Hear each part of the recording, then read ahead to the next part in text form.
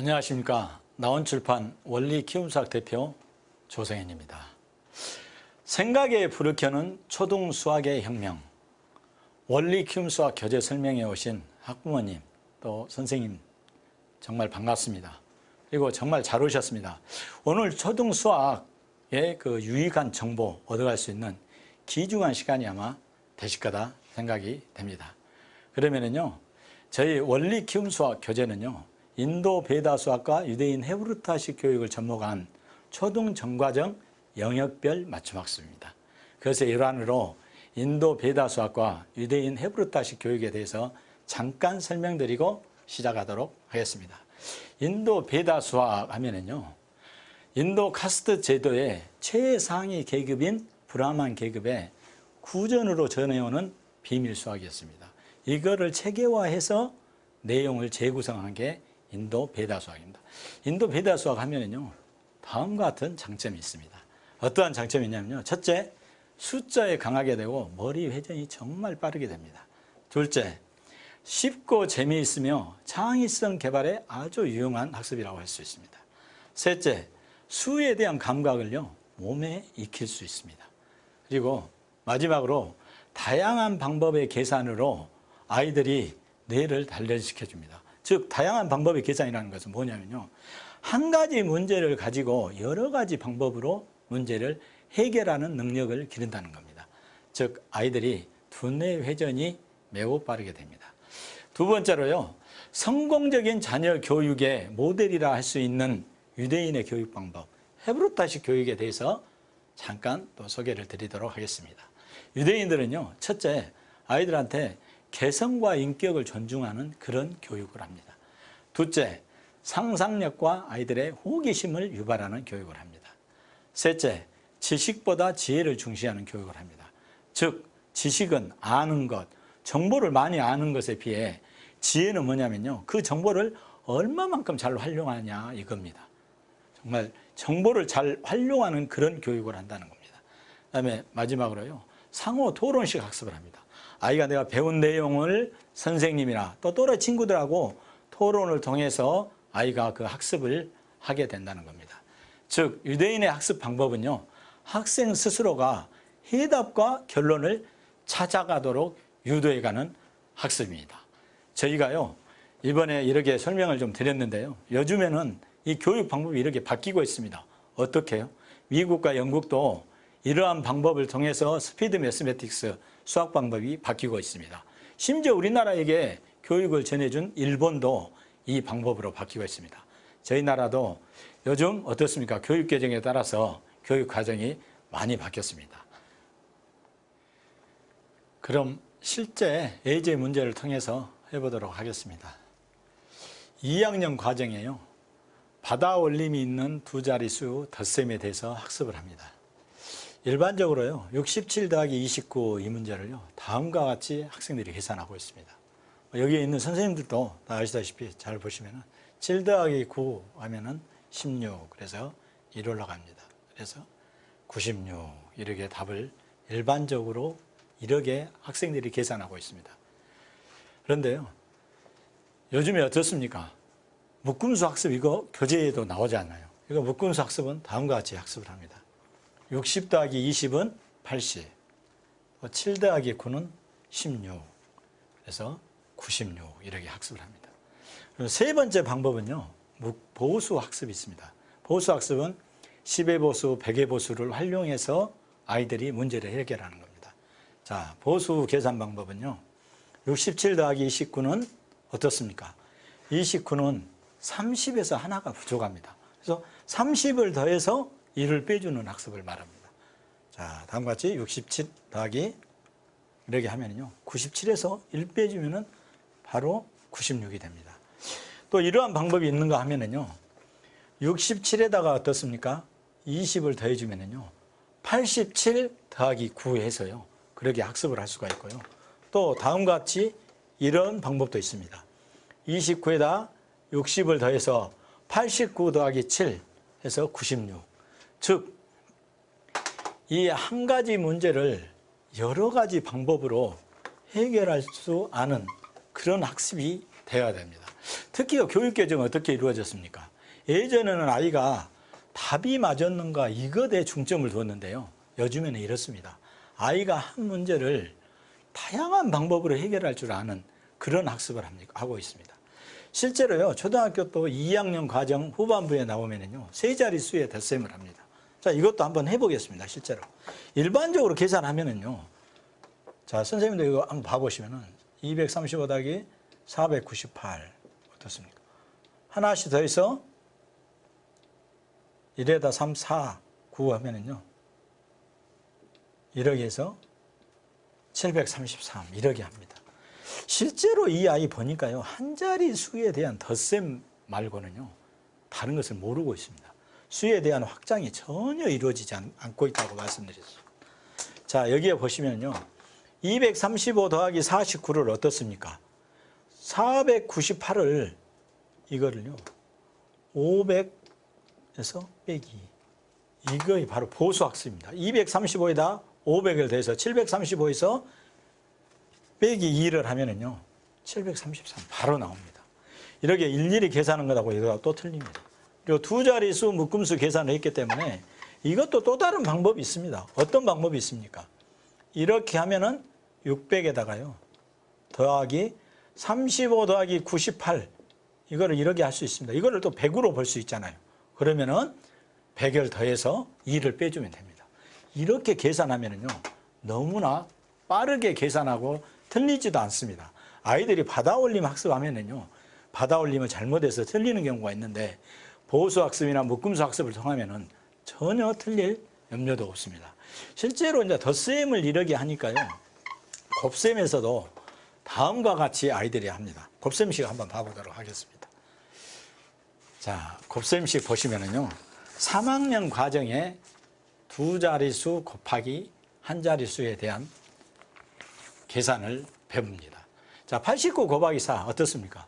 곱셈에서 세워서 계산을 하기 때문에 아이들이 이것도 세워서 대부분 계산하는 게 일반적인 방법입니다.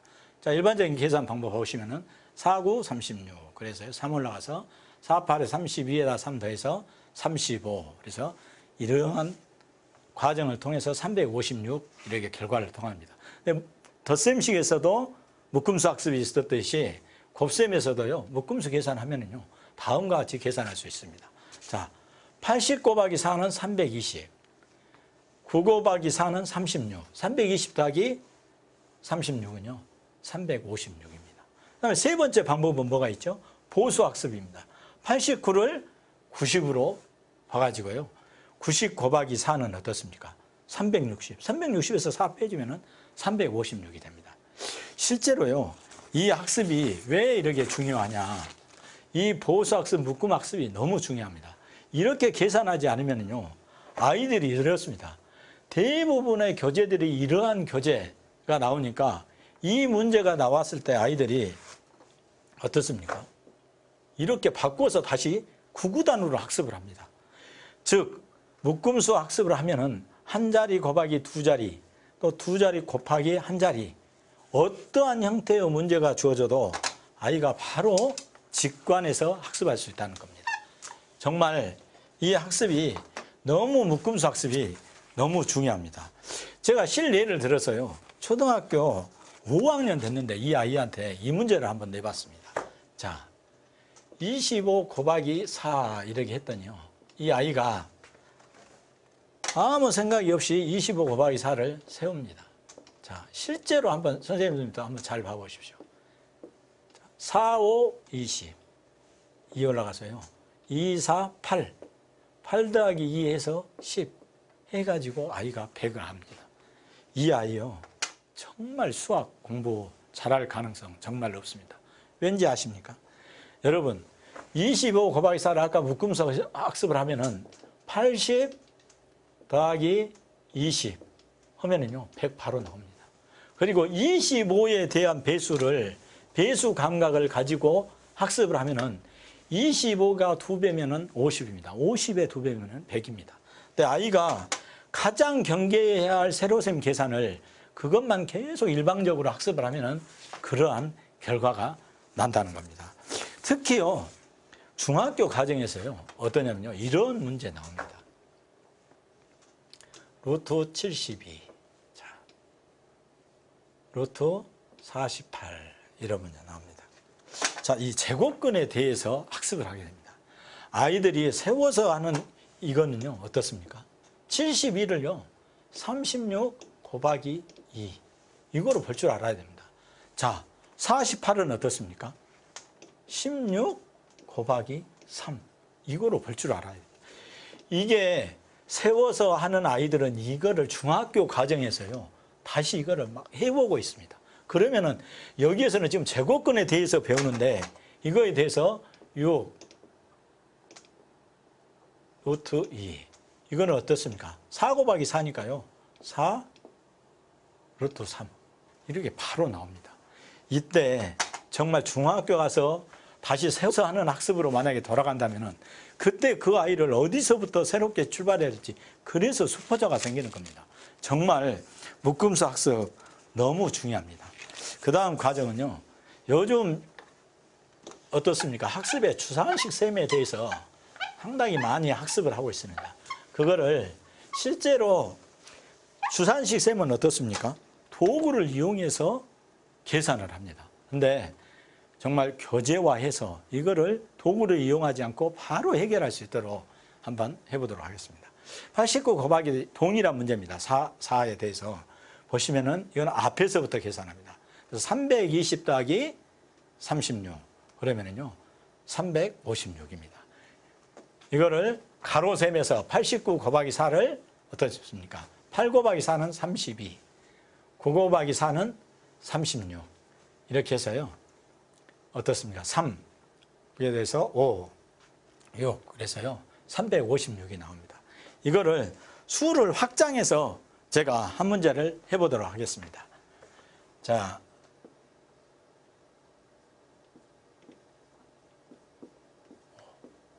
네 자리 숫자입니다.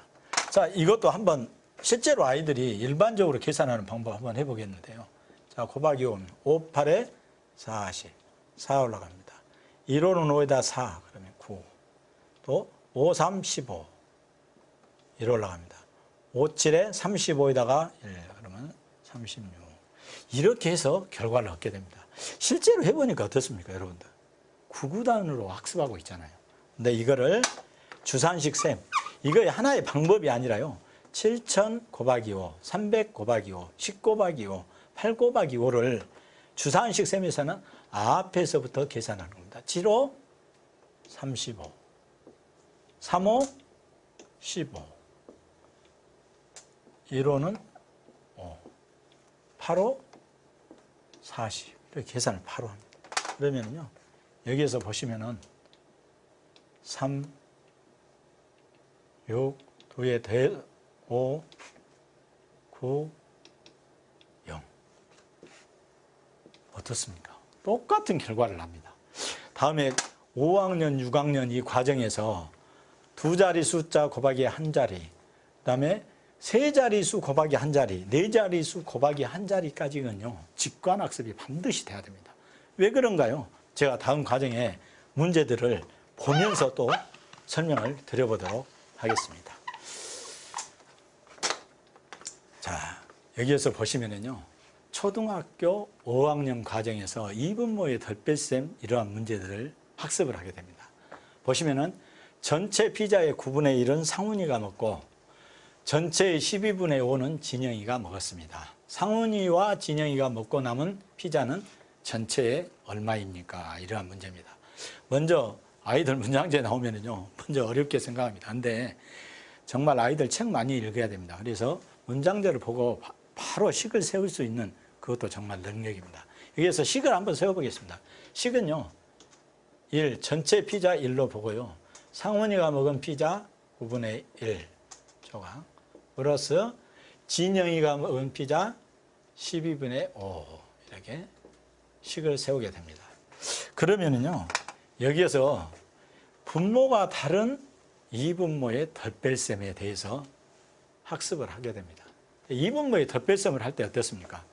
우리가 공통 분모를 찾았는데 그게 최소 공배수입니다. 최소 공배수를 할 때요, 처음에 학습할 때 이렇게 합니다.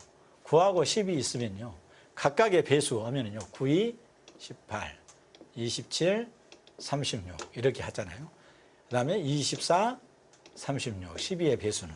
그래서 최소 공배수 36을 공통분모로 찾는 가장 기초적인 공통분모 찾는 겁니다. 구하고 12에 대해서 유클리드 연제법을 통해서 최소 공배수를 찾는 겁니다. 그러면요, 3, 3, 3, 9, 3, 4, 12. 그래서 최소 공배수는 어떻습니까? 다 곱합니다. 곱해서 36 이렇게 됩니다. 근데 실제 이 과정과 이 과정을 겪어서 9와 12를 바로 직관해서 최소 공배수를 찾도록 학습을 해야 됩니다.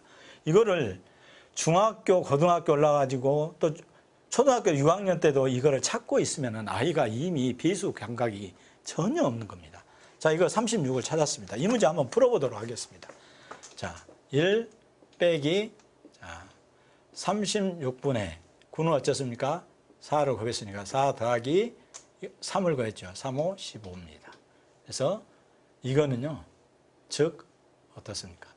36분의 36 빼기 19입니다. 근데 여기에서 보면은요, 36 빼기 19에서 아이가 또 이거를 세워서 하는 학습을 하면은 이렇게 합니다. 36 빼기 19 해가지고요. 9를 못 빼니까 또 빌려와서 이렇게 학습을 하고 있어요. 이거를 직관해서 해야 됩니다. 5학년, 6학년 됐는데 이거를 36 빼기 19를 직관하지 않는다면 안 됩니다. 즉 어떻습니까? 20을 빼서 1을 더해주면 됩니다. 그래서요, 36분의 27이 바로 되는 겁니다. 정말 이 보수학습, 그 다음에 직관해서 학습하는 거, 이거 너무 중요합니다. 5학년 때 와서 여기에 와서 빼기, 배수 감각을 배운다면 아이가 어떻겠습니까? 그래서 반드시 직관학습을 해야 된다는 한 예를 들어서 이거를 설명을 드려봤습니다. 그 다음에요, 초등학교 6학년 과정에 대한 한 가지 예를 좀 들어서 설명을 드려보도록 하겠습니다. 초등학교 6학년 때요, 보시면은 분수와 소수 관계에 대해서 배웁니다. 분수, 소수 관계가 뭐냐면요, 자연수, 분수, 소수 혼합 계산합니다. 분수를 소수로 고쳐서, 소수를 분수로 고쳐서 계산하는 문제들 합니다. 이게 가장 기초적인 겁니다. 그런데 여기 있는 선생님들 한번 보십시오. 제가 한번 질문 한번 던져보겠는데요. 16분의 1이 소수로 얼마입니까? 그러면은요, 선생님들도 대부분 모르는 경우가 있습니다. 왜 그런가 봤더니요, 저희가 보니까 이거를 주입식으로 외우고 상당히 어려운 방법으로 학습을 하고 있는 게 현실입니다. 제가 한번 보수 학습의 중요성이 왜 중요한가를 제가 이거 하나로도 증명해 보일 수 있습니다. 한번 제가 보여드려 보겠습니다. 자, 수야 100이 있습니다. 100이. 100이라는 수가 있는데요, 이것의 절반은 50입니다. 자, 50의 또 절반은요, 25입니다. 25의 절반은 12.5. 12.5의 절반은요, 6.25입니다. 자, 이게요, 소수, 분수, 혼합 계산 이거로 다 끝납니다. 자, 보실까요? 0.5, 0.25, 0.125, 0.0625. 이건 어떻습니까? 2분의 1, 4분의 1, 8분의 1, 16분의 1입니다. 즉, 배수 감각을 통해서 소수와 분수와의 상호관계를 알면은요, 아이가 설령 잊어먹었더라도 다시 끄집어낼 수가 있습니다.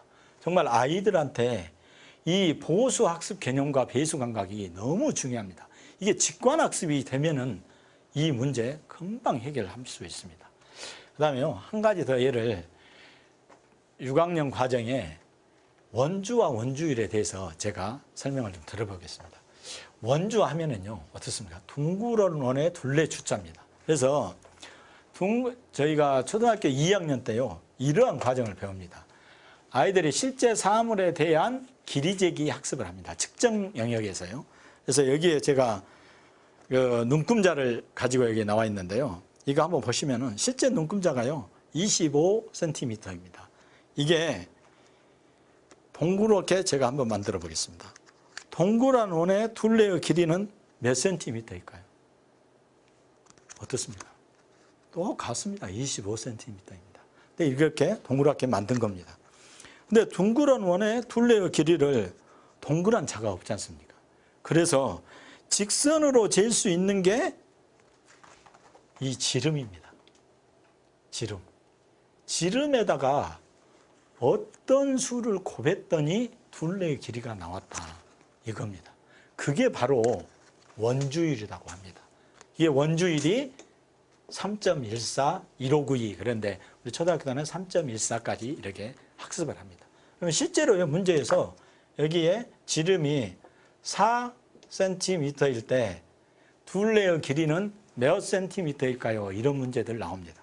그러면요, 실제 3.14 곱하기 4를 하면 됩니다. 이거 여기에서 보면은 제가 아까 곱하기에 대해서 여러분들한테 설명을 드렸잖아요. 세 자릿수 곱하기 한 자릿수가 직관이 돼 있으면 금방 해결합니다. 근데 이거를 또 세워서 4, 4, 16, 또 1 올라가서 4, 1은 4 이렇게 학습하고요. 어떻습니까? 4, 3, 12, 4, 1은 4, 4, 4, 16. 그러면 어떻죠?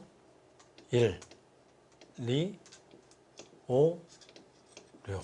소수 두째짜리니까요. 점 추가주면 12.56. 이렇게 바로 나옵니다. 즉 아이들이 6학년 올라가가지고 이 학습을 할 때 증명할 수 있는 학습 너무 중요합니다. 아이들 또 학습할 때요. 이 직관, 배수관각 이게요. 초등학교 1학년, 2학년 때부터 완전 학습이 돼야 된답니다. 특히 여러분들 정말 이거 보시니까요. 정말 여러분들 어떻습니까? 아이들, 자녀들, 또 여기 선생님들, 특히 아이들한테 우리가 배수관각, 그다음에 직관학습 이거 너무 중요합니다. 아마 여기 선생님들 아시겠지만은 중학교 과정의 아이들을 이 학습이 되어 있지 않는데 다른 학습하면은 시험 볼 때 계속 시간이 부족한 근본적인 원인이 여기에 있는 겁니다. 이거를 해결하지 않고 계속 진도를 나가면은 아이들이 그때부터 수포자가 생기는 겁니다. 정말 이 학습 너무 중요하지 않습니까? 이번에는요. 3학년 2학기 과정에 나오는 두 자릿수 곱하기 두 자릿수의 한 부분인 19단에 대해서 여러분에게 설명드리고자 합니다. 자, 일반적인 계산 방법 이렇습니다. 13 곱하기 14 어떻습니까? 다음과 같이 계산합니다. 4, 3, 12 해서요. 1, 4는 4에다 1, 그래서 5, 1, 3, 3, 1, 1은 1. 그래서 182 다음과 같이 결과를 얻게 됩니다. 왼쪽과 같이 계산을 하면은요. 9구단으로 하나씩 계산해서 결과를 얻게 됩니다. 두 번째는요. 이와 같이 계산을 함으로 19단은 어떻습니까? 다 외우는 형식으로 해왔습니다. 세 번째, 이렇게 학습을 하면요. 원리를 전혀 파악하지 않고 주입식으로 암기하는 형태의 학습을 한 겁니다. 즉, 심지어는요. 어떻습니까? 책받침, 포스터, 또 19단 송이라고 해서 노래를 암기하는 형식으로 이렇게 19단을 학습을 했었습니다. 즉 이러한 과정들은 뭐냐면요. 원리가 수반되지 않은 주의식 학습, 이러한 학습을 해왔던 겁니다. 이렇게 설령 아이가 외웠더라도요. 한 2개월 정도 아이들을 지난 후에 테스트를 해보니까요. 다 잊어먹었습니다. 즉 암기는 한계가 있다는 겁니다. 그런데요. 저희 원리 키움 수학 교재에서요. 원리를 파악해서 19단을 단 2초 안에 해결할 수 있도록 교재를 만들어 학습할 수 있도록 구성하였습니다. 그러면요. 실제로 19단을 한번 원리부터 분해해 보도록 해보겠습니다. 자, 19단 분해계라. 자, 13 곱하기 14 똑같은 문제를 가지고 제가 해보도록 하겠습니다. 수의 분해와 결합을 통해서 수의 계산 원리를 한번 파악해 보자는 겁니다. 자, 13 곱하기 14 한번 보시면요. 첫 번째 어떻습니까? 1. 10 곱하기 10은 100입니다. 그래서 2. 10 곱하기 4는 40입니다. 자, 3. 10 곱하기 3은 30이죠. 네. 마지막에 4. 4 곱하기 3. 즉, 한 자리, 처음에 했었던 4 곱하기 3, 한 자리 수, 단위수에 대한 곱, 4 곱하기 3은 12가 됩니다. 그래서요, 1번, 2번, 3번, 10에, 1번, 2번, 3번은요, 공통점이 있습니다. 어떤 공통점이 있습니까? 10에다가 어떤 수를 곱하고 있습니다. 그래서 100 더하기 40 더하기 30은요, 170이 됩니다. 그리고 한 자릿수에 대한 곱 12를 더해주면 170 더하기 12는 182가 됩니다. 자, 그러면은요, 13 곱하기 14, 방금 그 분해를 해봤습니다. 이거를 간단한 규칙을 통해서 다음과 같이 계산할 수 있습니다. 1. 기억과 같은 형태 13에다가 4를 더하면요 17이 됩니다. 이거는요 방금 앞장에서 이야기했던 1번, 2번, 3번 10에다 어떤 수를 곱하고 있는 공통점이 있잖아요. 그걸 한 번에 해결할 수 있다는 겁니다. 그래서 17 곱하기 10은 170, 10의 묶음이 17개가 있다는 것을 한 번에 표현하는 거죠. 그리고 아까 두 번째 4 곱하기 3 단위수에 대한 곱 12를 더해주면 182가 됩니다.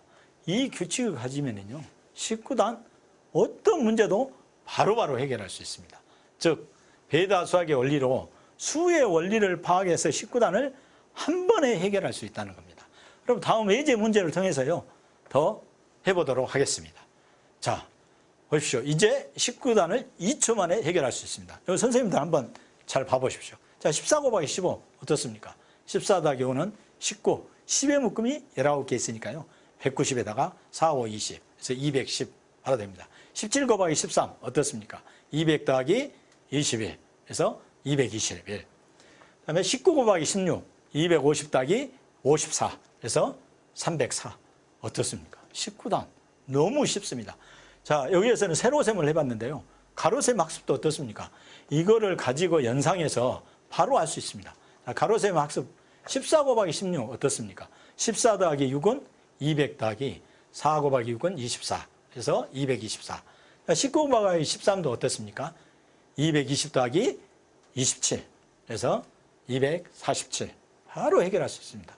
즉 이러한 과정을 통해서 11 곱하기 17을 이제 바로 답을 구할 수 있다는 겁니다. 그래서 이러한 충분한 과정을 통해서 아이들이 11 곱하기 17도 187, 16 곱하기 18도 288 이렇게 바로 해결할 수가 있습니다. 그러면은요 19단을 학습을 하면은 어떻습니까? 너무 중학교 가서요 아이들이 정말 이 문제 한번 봐보시겠습니다.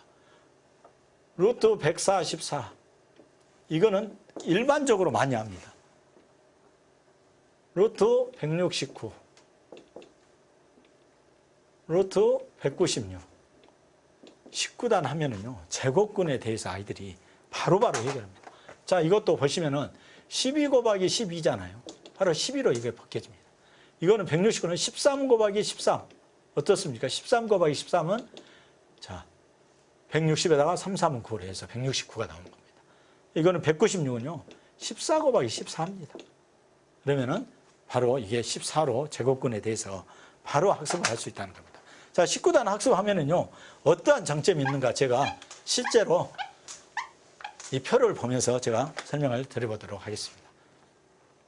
첫째, 19단 학습을 하게 되면요 수의 개념이 확장되어 창의적 사고력에 매우 도움이 됩니다. 둘째, 계산력이 매우 빨라지며 확장적 사고를 가능하게 해줍니다. 셋째, 큰 수의 성질과 구조를 이해하는 데 도움이 됩니다.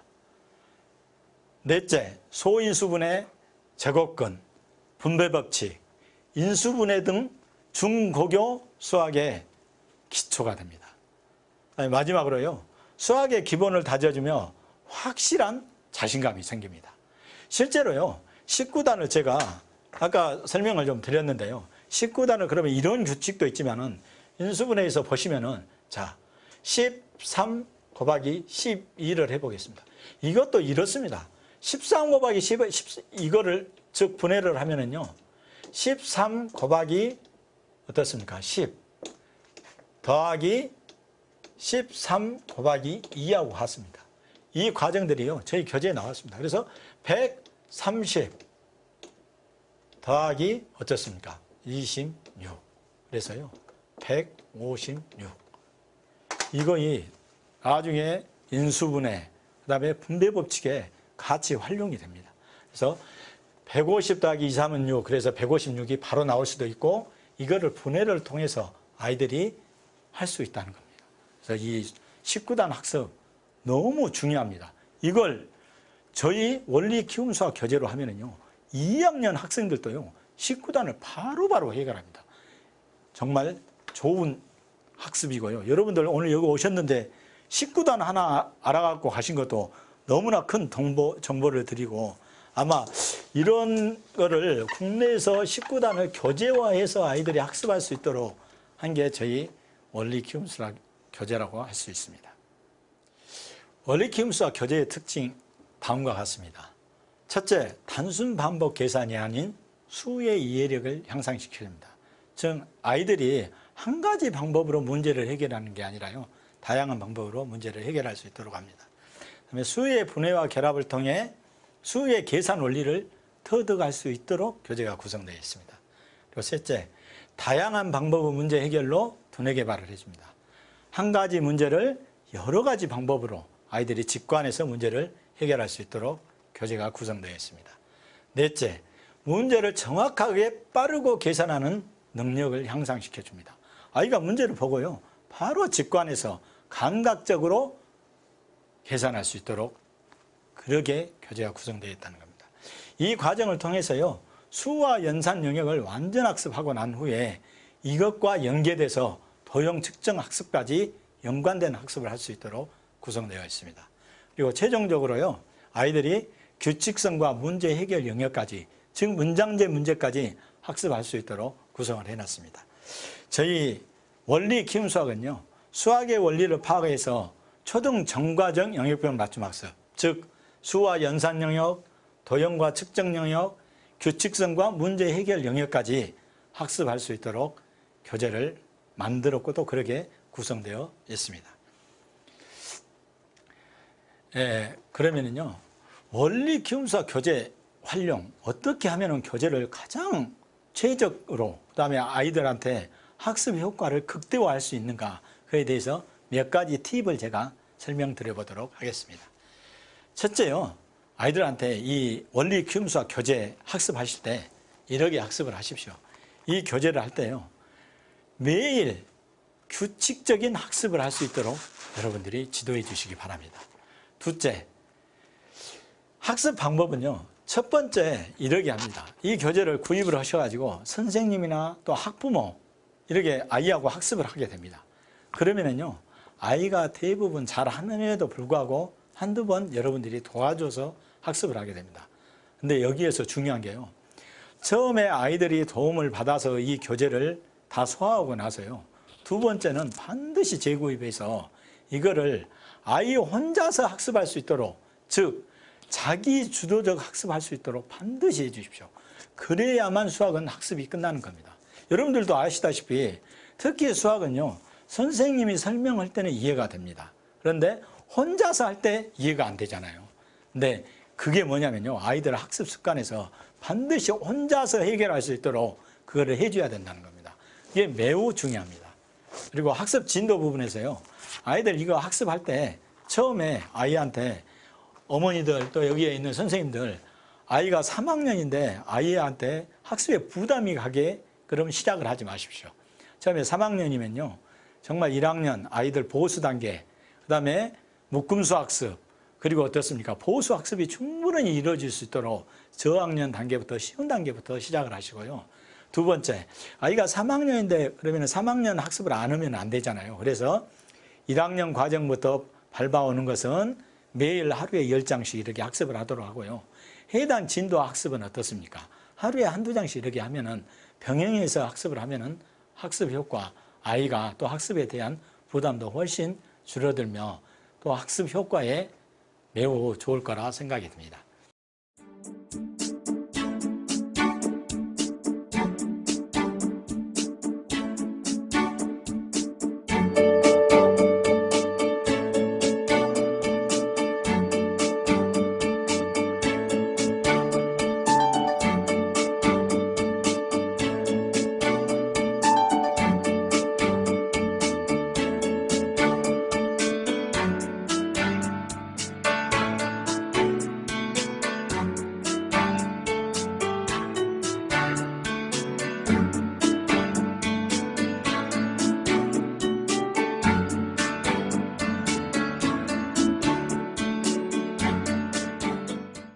그러면은요, 저희 원리 키움 수학 교재가 어떻게 구성되어 있는가 간략하게 제가 설명을 드리도록 하겠습니다.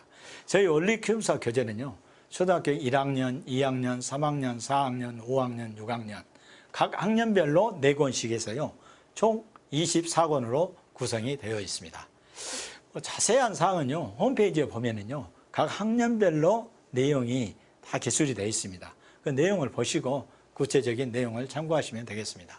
셋째는요, 특히 저희가 샘플 문제를 아이들이 어느 단계부터 시작할 줄 모르잖아요. 그래서 샘플 문제를 학년별로 홈페이지에 업로드해서 탑재해 놨습니다. 그 문제를 출력을 해서요, 아이를 테스트한 후에 단계에 맞게끔 학습을 하게 됩니다. 그래서 샘플 문제를 출력을 해서요, 아이들 테스트 후에서 학생 실력에 맞게 선택한 후 학습을 시작하면 됩니다. 저희 오늘 이렇게 설명을 다 드렸는데요, 오늘 설명 들어보시고 여러분들 어땠습니까?